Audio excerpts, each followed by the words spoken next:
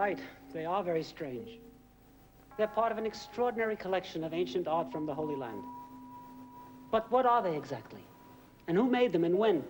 And what did they mean to the person who made them? In this film, we're going on a journey to look for some answers. I'm Walter Zanger. By training, a rabbi and a historian. By profession, a writer and a guide. I'm standing in the grounds of the Israel Museum in Jerusalem. And from here, we're going on a search which will take us the entire length of the land of Israel and more than 9,000 years back into history. For buried in this strange land, shrouded in the mists of time, are many of the foundations of the culture in which we live.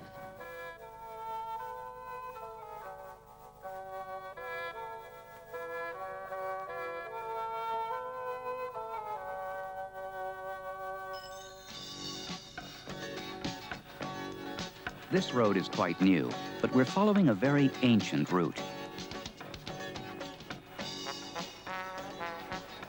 We're heading down to Jericho in the Jordan Valley, about 25 miles east of Jerusalem.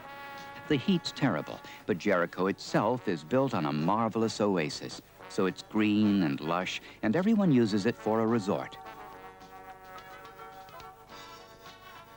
People are also drawn to Jericho because of the story of its destruction by Joshua, and to visit the excavations of ancient Jericho made in the 30s.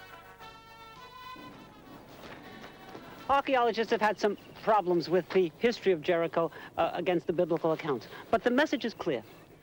We're at a land whose geography has often invited violence. The meeting place of continents, the land bridge between great empires to the north and to the south. But the conflict that was here was very often cultural, rather than simply physical. The conflict of ideas, where every conqueror brought his own culture, his own ideas. And the local population then had to deal with these as best it could, either to absorb them or to fight against them.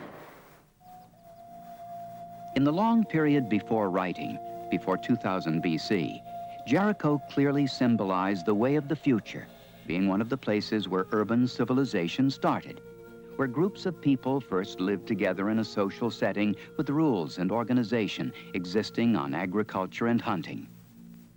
In short, Jericho considers itself one of the oldest cities in the world, going back more than 9,000 years. Not a bad claim to fame.